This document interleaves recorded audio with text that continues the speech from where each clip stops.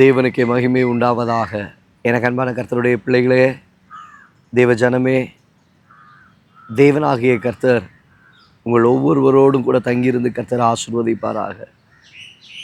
எரேமியா எழுதின தீர்க்க தரிசனத்தின் புஸ்தகத்தில் 29ஆம் அதிகாரம் 13வது வசனத்தில் வாசிக்கிறோம், உங்கள் முழு இருதயத்தோடும் என்னை தேடீர்களானால் என்னை தேடுகையில் கண்டுபிடிப்பீர்கள். என்னை தேடுகையில் கண்டுபிடிப்பீர்கள். இன்றைக்கு அநேகருடைய வாழ்க்கையில் அநேகர் சொல்வது, ஆண்டவரை என்னால் காண முடியவில்லை, ஆண்டவருடைய பிரசன்னத்தை என்னால் உணர முடியவில்லை, தேவன் என் வாழ்க்கையில் என்ன செய்கிறாருன்றதே எனக்கு தெரியலை. தேவ பிள்ளையே, உன் வாழ்க்கையின் சூழ்நிலை இதுவாக தான் இருக்கிறது. ஒரு காலங்களில் தேவனிடத்தில் வரும்பொழுதெல்லாம் கர்த்தருடைய பிரசன்னத்தை நீ உணர்ந்தாய், தேவ மகிமையை நீ கண்டாய், கர்த்தருடைய ஆசீர்வாதத்தினால் நிரப்பப்பட்டாய். உடனே பதில், உடனே ஆசீர்வாதம், உடனே நன்மை. எப்பெல்லாம் கர்த்தரை தேடினாயோ தேடின நேரத்தில் எல்லாம் கர்த்தரை கண்டடைய கூடிய கிருபைகளை நீ பெற்றுக்கொண்ட.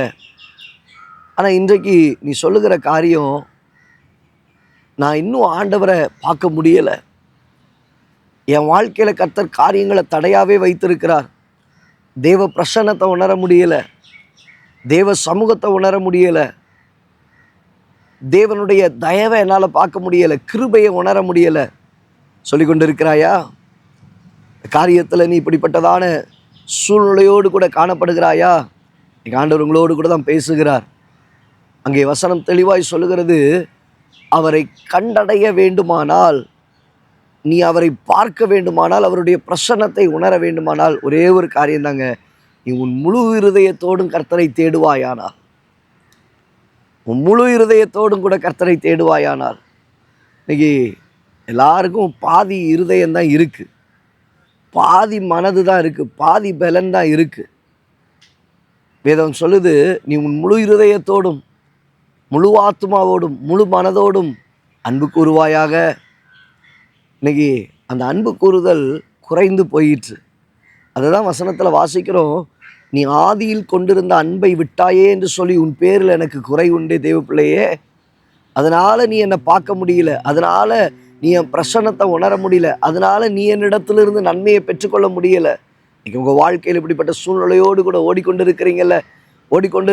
ஆண்டவர் சொல்லுகிறார், உன் முழு இருதயத்தோடு கூட கர்த்தரை தேடுவாயானால், உன்னுடைய முழு இருதயத்தோடு கூட கர்த்தருடைய நாமத்தை மகிமைப்படுத்துவாயானால், செய்கிறத முழு பலத்தோடு செஞ்சுருங்க, செய்கிறத முழு இருதயத்தோடு செஞ்சுருங்க, செய்கிறத முழு மனதோடு கூட செஞ்சுருங்க, செய்கிறத முழு ஆத்மாவோடு செஞ்சுருங்க. ஆண்டவர் உங்களுக்கு தென்படுவார். தெய்வ சமூகத்தில் போகும்போது, ஐயோ எவ்வளோ நேரம் ஜெபிக்கணும், 10 நிமிஷம் தான் ஜெபிக்கணும், 5 நிமிஷம் தான் ஜெபிக்கணும், ஒரு 2 அதிகாரத்தை வாசிச்சுட்டு ஓடிடுவோம். இந்த அறக்குற மனசோடு கூட போய் உட்காந்துட்டேன்னா கர்த்தருடைய பிரசன்னத்தை உணர முடியாது, கர்த்தர் உன் கூட பேசுகிறத பார்க்க முடியாது, கர்த்தரை நீ தேடியும் காணாதிருப்பாய். உண்மை. அதை விட மாறா, அப்போ அவங்க சமூகத்துக்கு நான் வரேன், என் கூட நீங்கள் பேசுங்க. அது எவ்வளோ நேரன்றது அடுத்த விஷயம். நீ ஒரு பர்டிகுலர் டைமை வச்சுட்டு போய் உட்காராத, இவ்வளோதான் அப்படின்னு சொல்லி போய் உட்காராதீங்க, இதை தான் பண்ண போகிறேன்னு சொல்லி போய் உட்காராதீங்க. தேவ சமூகத்தில் உன் நேரத்தை ஒப்பு கொடுத்துருங்க. ஆண்டவருடைய சமூகத்தில் ஜெபத்துக்கு உட்கார்ந்துருங்க. எதுவும் உங்களை டிஸ்டர்ப் பண்ணாமல், ஃபோன் கால்ஸோ நண்பர்களோ உங்கள் சிந்தையோ எல்லாம் டிஸ்டர்ப் பண்ணாமல் கொஞ்சம் ஸ்வீட் டைமை நீங்கள் கொடுக்குறதா இருந்தாலும் முழு இருதயத்தோடு கொடுத்து பாருங்கள். அந்த நேரம் உங்களுக்கு இனிமையான நேரமாய் மாறும். அந்த நேரத்தில் கர்த்தரை கண்டடைவீங்க, கர்த்தருடைய பிரசன்னத்தை உணர்வீங்க, கர்த்தருடைய ஆசீர்வாதத்தை பெற்றுக்கொள்வீங்க, கர்த்தருடைய கிருபையும் தயவையும் உங்கள் வாழ்க்கையில் காண முடியும். அந்த தெய்வ பிள்ளையே, முழு இருதயத்தோடு நீங்கள் அவரை தேடுவீர்களானால் அவரை கண்டடைய கர்த்தர் உங்களுக்கு கிருபை செய்வார். கண்ணிலை முடி ஜெபிக்கலாமா? நல்ல தகப்பன், இந்த வார்த்தைகளை கேட்ட உடைய பிள்ளைகளுடைய வாழ்க்கையில் முழு இருதயத்தோடு கூட கர்த்தரை தேடி தேவ சமூகத்தை கண்டடைய, கர்த்தருடைய வெளிப்பாட்டை பெற்றுக்கொள்ள, கர்த்தருடைய ஆசீர்வாதத்தை உணர உதவி செய்யும். இயேசுவின் நாமத்தில் பிதாவே. எனக்கு அன்பான தெய்வ பிள்ளையே, தெய்வ ஜனமே, ஐயோ போய் உட்காரணுமே, ஐயோ சர்ச்சுக்கு போகணுமே, ஐயோ கர்த்தரை தேடணுமே, இல்லை. கொடுக்குற கொஞ்ச நேரத்தையும் முழு பலத்தோடு, முழு மனதோடு, முழு இருதயத்தோடு தேவ சமூகத்தில் கொடுத்துருங்க. அது கொஞ்ச நேரம்தான், ஒரு அதிகாரம் தான் வாசிக்க போகிறீங்க. முழு சிந்தையோடு வாசிருங்க, முழு பலத்தோடு வாசிருங்க.